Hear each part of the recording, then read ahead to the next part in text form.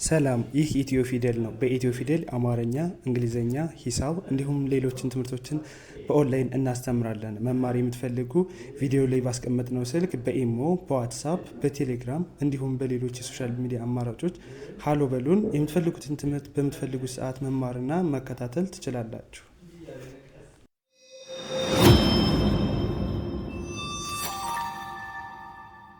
እሺ በዛሬ ቪዲዮአችን ወይም በዛሬው ትምህርታችን ይዤላችሁ የመጣሁት ደግሞ የሂሳብ መደመር ልምምድ ይሆናል። እንዴት እንደምራለን እያላችሁ ነበር፣ ብዙዎቻችሁ ትጠይቁኛላችሁ። ብዙዎቻችሁ ጥያቄ ነው።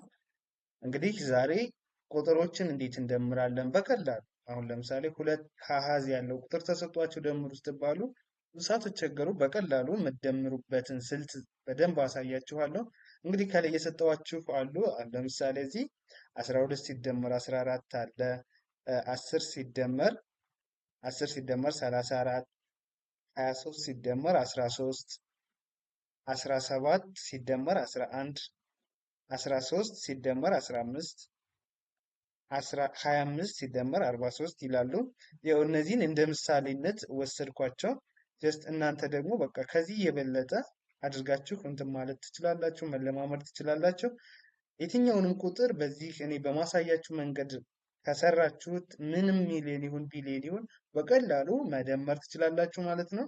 እንግዲህ 12 ሲደመር 14ን ስንሰራ 12 እንደዚህ ቁልቁል እንጽፋለን፣ መጀመሪያ ወደ ታች ማለት ነው። 14 እንጽፋለን።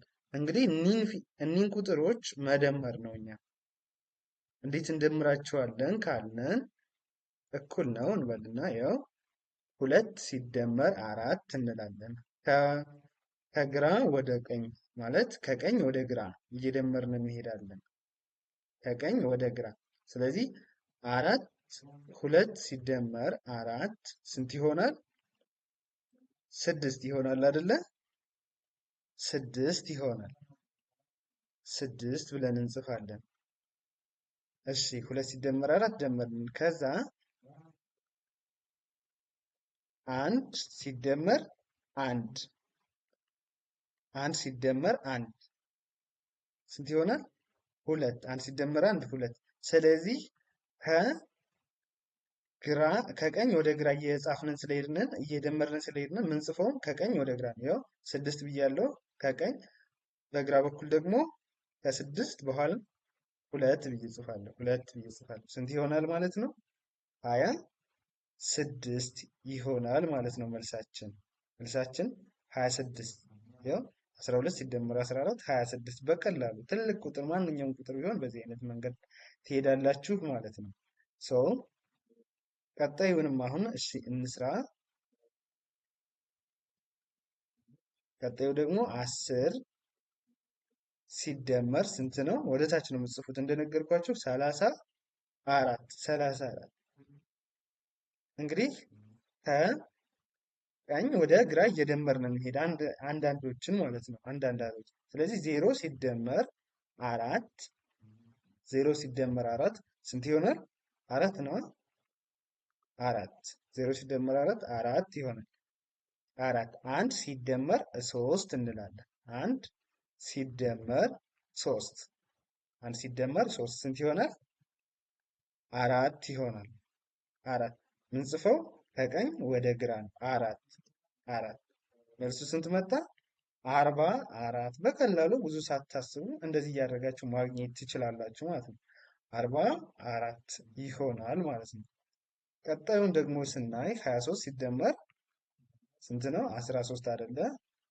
23 ሲደመር 13 እኩል ነው። ኦኬ እኩል ነው። እሺ 3 ሲደመር 3 ስንት ይሆናል? 3 ሲደመር 3 6 ይሆናል። 2 ሲደመር 1 ደግሞ ስንት ይሆናል? 2 ሲደመር 1 3 ይሆናል። 3 ስንት መጣ? 36 ይሆናል ማለት ነው። 36 እንደዚህ እያደረጋችሁ በቀላሉ መለማመድ ትችላላችሁ። እሺ ቀጣዮች ደግሞ 17 ሲደመር 11 ነው። 17ን ከላይ እጽፋለሁ። ከዛ 11ን ታች እጽፋለሁ። ከዛ ምንድን ነው ማደርገው?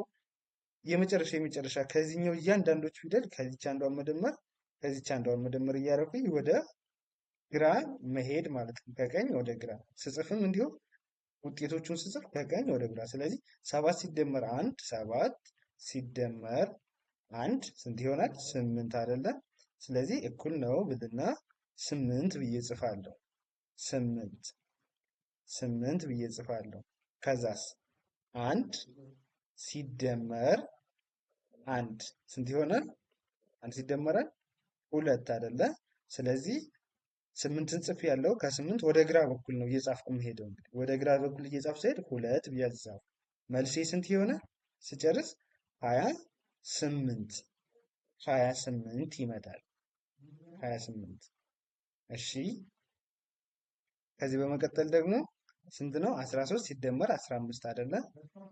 13 ሲደመር 15 13 ከዛ ወደ ታች 15 እነዚህን መደመር። ስለዚህ እንግዲህ እኩል ነው ምን አደርጋለሁ? 3 ሲደመር 5 3 ሲደመር 5 ስንት ይሆናል? 3 ሲደመር 5 ስንት ነው? 8 እጽፋለሁ። ዘን ከዛ በመቀጠል ደግሞ እነዚህን መደመር፣ ሁለተኛ ላይ ያሉትን አንድ ላይ መደመር ስንት ይሆናል? 1 ሲደመር 1 2 ይሆናል። 2 ወደ ግራ ነው እየጻፍኩ ስለምሄድ ያው 2 መልሴ ስንት ሆነ? 28 ይሆናል ማለት ነው። 28 ከዛ ማን የቀረን?